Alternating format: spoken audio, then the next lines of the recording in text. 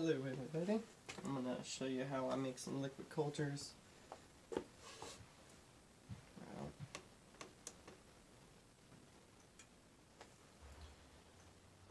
So I'm actually making about 2,100 milliliters of broth.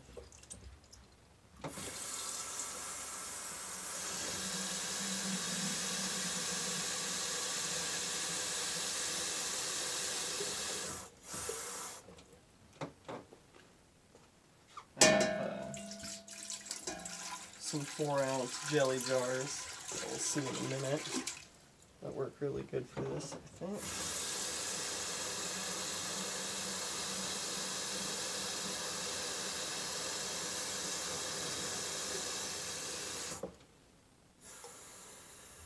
And we're just gonna use 2 liters and split it between the containers. Makes math a little bit easier. So, for these liquid cultures, we're going to add 1 gram of agar for every liter. So it's a semi-solid liquid culture. This is not my idea. Somebody on the shroomery, I'd give him a shout out, but I don't want to be wrong about it. I'm over here weighing too much. So we need 2 grams for the 2 liters.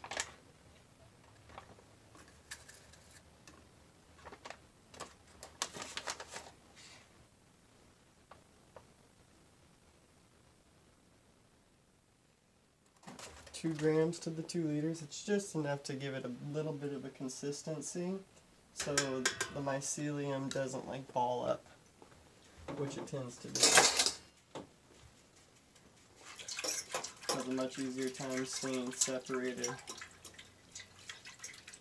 which makes it grow out a little more thickly, densely, and quickly, in my opinion.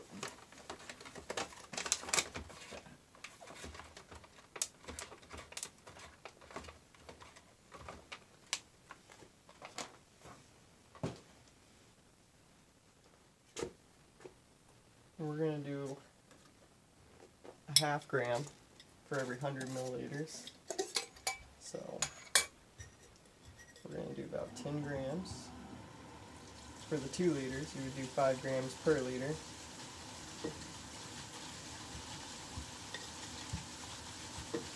Some people do less, some people do more.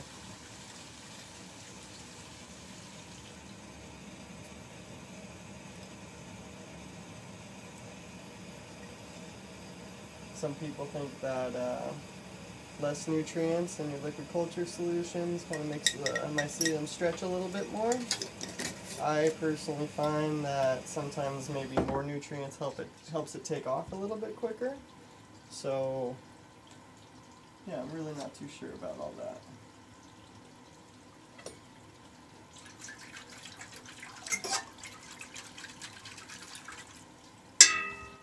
You stir your water and slowly add your malt extract or nutrients or agar or whatever it is. It'll help it prevent from clumping a little bit.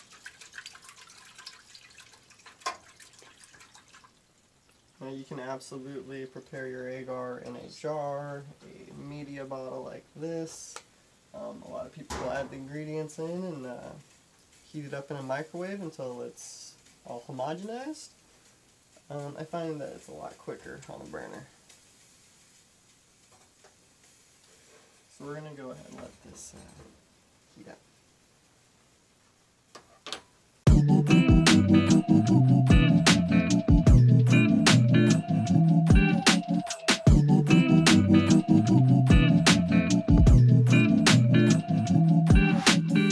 Okay, I lied. We're actually doing 2,800 milliliter jars, so we're going to add another 500 milliliters, which will give us 2,500 milliliters that will split between the 28 containers.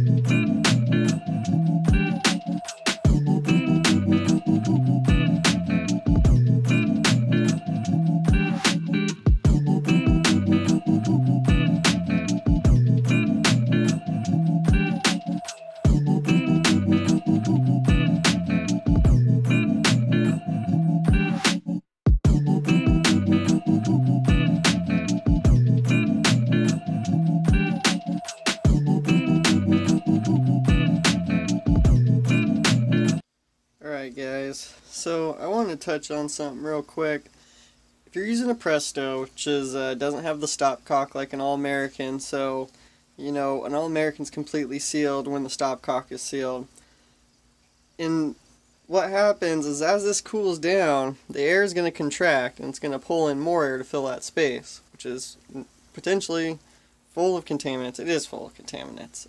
It's unsterile air that will enter here. The problem arises because contaminants can get underneath the lid, or the ring, the jar ring, and they can get underneath there. You can kind of see I actually wrapped these, and I'm going to get to that in a second. But the contaminants can get under the jar ring, and they're nearly impossible to wipe out without, I guess, removing the ring, then wiping, but just kind of tedious. So what you can do is right when this drops to 0, you can take the weight off and put a piece of tape on there if you aren't opening it in front of a flow hood. So you don't really need to do this. I mean, also in theory, contaminants might just go in here and fall straight down. The piece of foil is on there. It's going to cover them. A lot of people have to transfer this to a still air box anyway. The jar is not the pressure cooker. So you're going to wipe it down with alcohol, but it's just like an extra step to ensure sterility. So I'm going to turn the flow hoods on. I just wanted to say though that you can, when it gets to 0, as soon as this little thing goes down, you take that off, put a little piece of tape over it. It will keep air from entering the vessel quite a bit. So I'm going to show you guys how I wrap these up for further use, and even how I inoculate one. So yeah, turn on the flow hoods.